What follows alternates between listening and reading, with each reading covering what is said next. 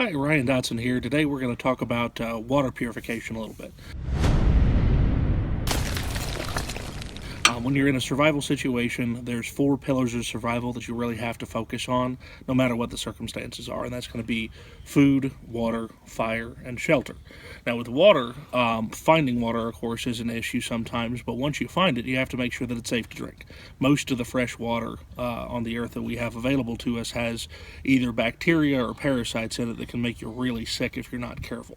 So there's a few ways that you can filter this water, purify this water, so it's going to be safe to drink and keep you from getting dehydrated. Without water, you can die from dehydration in as little as 3 days. Probably the most common way to purify water is to boil it. And really, a lot of people think that you have to keep it boiling for an extended period of time. Recent studies have shown that you just have to bring the water to a roaring boil to be able to drink it safely. And so, you know, whether you're building a fire or you've got a little propane setup like this is a little camp stove that only costs a few dollars, and that can get your water boiling really fast. And it's compact, lightweight, and easy to take with you in your pack. So that's one option. Now, aside from that, other options that I really like to use on a regular basis, probably my favorite is a water bottle like this. You can also get them in metal water bottles so that you can boil it as well if you want to.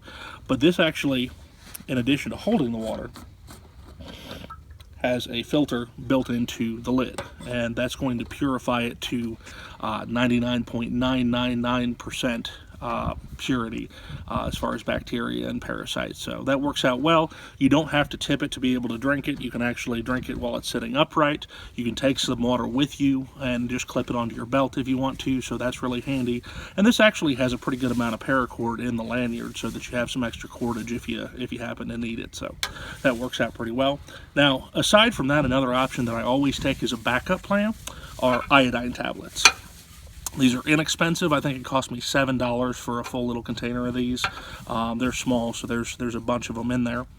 And this isn't something that you want to use day after day over and over and over again for months at a time, but for, you know, a week or so, if you're stuck in the wilderness, there's nothing wrong with it. It really does a good job of purifying the water. So in a container of this size, you would just drop 2 of these into the container, and after about 5 minutes, shake it up real good, let it sit for a half hour, and you've got purified water to drink. The only downside to it is having to wait a half hour. There are times where if you're really dehydrated, you're going to need to get some water faster than that. So that's another option.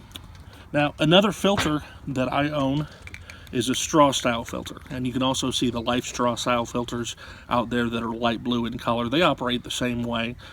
This one actually has a removable filter in the bottom here, so I can replace that periodically and make sure that it's not getting clogged up. These are nice and compact. They take up less space than a bottle. The only real downside is you have to get down close to your source of water. I mean, if you've got a pot of water to drink out of, that's not a big deal. But if you're, you know, alongside a stream or a pond, you're going to have to get down on your hands and knees or on your belly to be able to drink the water. But it will purify it to about the same rate as the water bottle that I showed you earlier.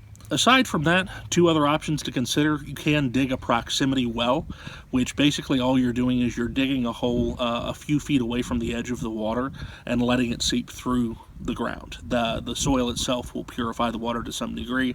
It's not going to be as good a job as some of these other filtering options that I've showed you, so that would be a last resort. Another final option you can consider is a clear plastic water bottle. UV light will actually kill a lot of bacteria in the water, so if you fill a clear plastic water bottle and set it out in the sun for 6 hours, that is going to give you some level of purification. So that gives you a handful of options to try and keep you as safe as possible and keep you hydrated in the wild.